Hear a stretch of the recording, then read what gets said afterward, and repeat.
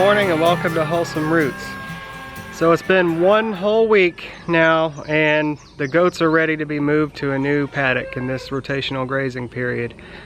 I was hoping that the paddock would last the entire week, but if you paid attention to the vlog at all, you probably noticed that after 2 or 3 days it was pretty much depleted. So luckily we still pick up the organic fruit and vegetable pulp, and we still are able to give that to them in order to make it to the next weekend. So I guess that's going to be how it's going to work out for now, because I don't have the time to make new paddocks every other day. So right now we're aiming to make one every week. So on my weekends I'll be making a new paddock. They can eat all that they want, and then when they run out we'll still give them the fruit and vegetable pulp. So let's make a new paddock. And just like Rose said in a previous vlog, the dewberries, which are a cousin of the blackberry, are always ready before the blackberries are. And here is a prime example of some dewberry that is ready to be picked. This particular cane was hidden behind the net fencing, so the goats weren't able to get to it. So lucky us, we get to eat some yummy dewberries. Okay y'all, so this was that section from last weekend, and it looks like a freshly cut lawn now after a whole week of the goats being on it. You see the fence did come out parallel with the barn and around. Look at the dramatic difference. So now, today I'm going to set up a different paddock to go out that way, and you'll see that later.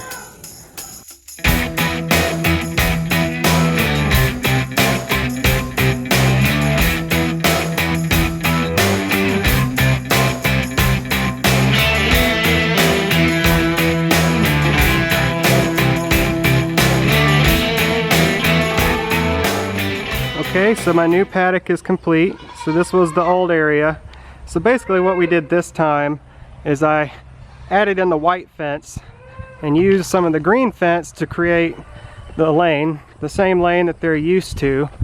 And they still have access to the pen if they want. And now they can come on the outside here and work their way down. They can go all the way around that tree back there. The green fencing was something I thought I wanted because green's my favorite color. But now, after looking at it, you know, after using it for about a year, I think if I order more I'll go with the white because it's more visible. And I can determine my boundaries from a distance a little better. But anyway, this is what I have to work with. So the goats will have all of this. They have all of that to eat for this week. So pay attention in the next coming videos and you can keep an eye on their progress for yourself. For right now, we're doing it this way just to get them used to the idea so they can still go in to the area that they're familiar with and they have access to some new stuff. Look at that difference, night and day, where they were before. You can clearly tell. I don't even have to explain it to you. But next, our next paddock next weekend will probably come out and go around this way. We'll see how it works out. Okay, so I did my inspection of the area. I was able to gather up all these dewberries. And that's all that I want to eat, so the goats can have the rest. And I can't wait to surprise the boys. I bet you they want to eat all these berries.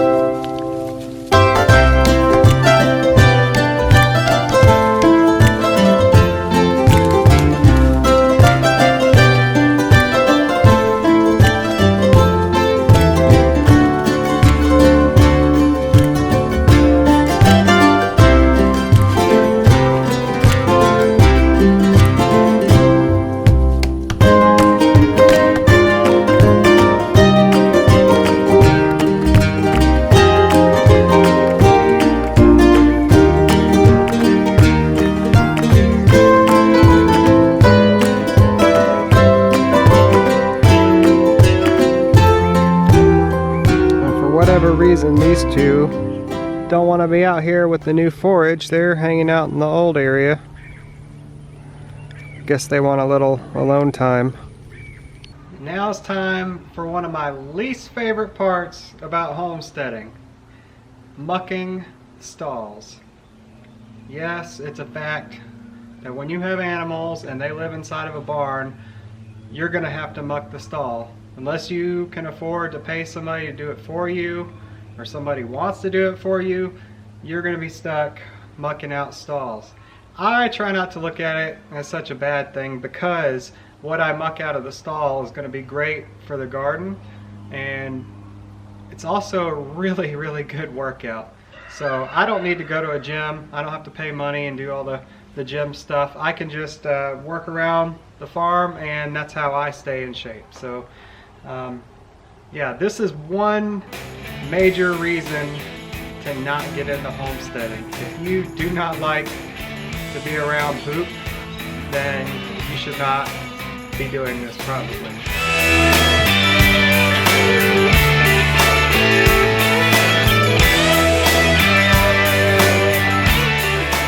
So I've worked up quite a bit of a sweat here. About 2/3 of the way done, and I had to stop to take a very important break, a water break. And I thought I would just take a moment to stress the importance of drinking water, especially here in the south where it gets really hot and humid. It's important to drink a lot of water. I drink one of these bags just in a work day, and this holds an entire gallon of water. So just through the course of one work day, I consume 1 gallon of water, and that's not counting what I drink at home before and after work. You don't have to drink a whole gallon right away, something you work up to. I have this habit from the military. I think it's a pretty good habit, and I've just kept it. Staying hydrated is extremely important, and I encourage everybody else to do the same. I think a lot of problems that people have when they get headaches or they're super tired all the time, it's a lot of the times it's because of dehydration. So you want to make sure, especially when you're doing a strenuous activity like this, that you drink a lot of water. After all, you're sweating it out. You got to replace it. So anyway, I just wanted to tell you guys about that, and now I'm gonna hand this off to one of you and let you finish, because you're just sitting there watching. Help me. Here, take it. Take this. Help me. No? Nobody? All right, fine. I'll keep doing it. Drink water. Get back to work.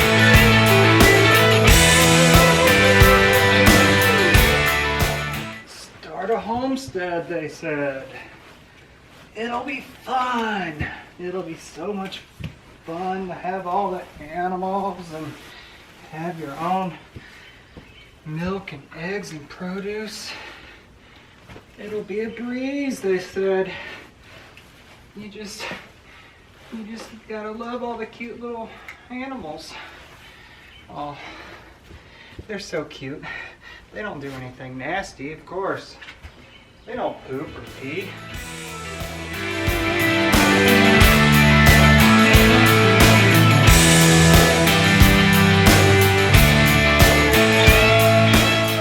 So I finished mucking out this stall, which was the second stall that I've done today, by the way. Got it all scraped out and put some barn lime on the ground, which will help to break down fecal matter and urine, and it's just it's good to put down after you muck your stall. This is the deep litter. You can see why they call it deep litter. This is deep litter from just that one stall. This might be the heaviest thing that I've ever put on my truck. You can see how low it's sitting to the ground now. So that's going to be a challenge. Hopefully we make it out okay.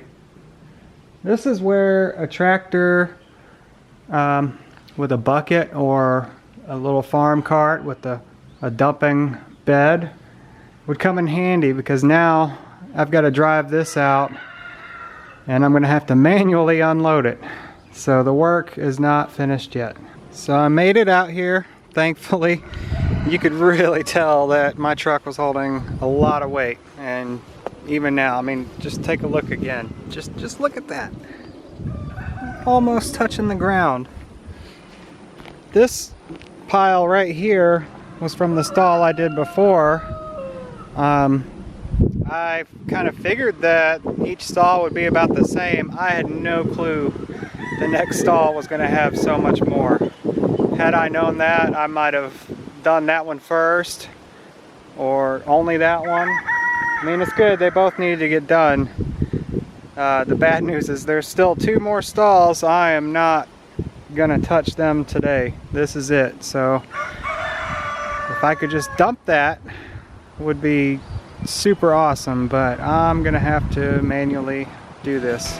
So wish me luck.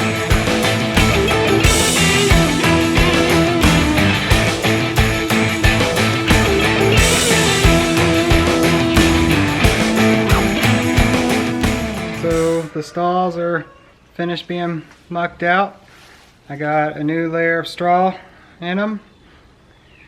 I am beat, y'all. And I haven't even done my chicken chores yet, so guess I better get on that. I'm in desperate need of a shower after all this, and I guess my truck needs a shower too.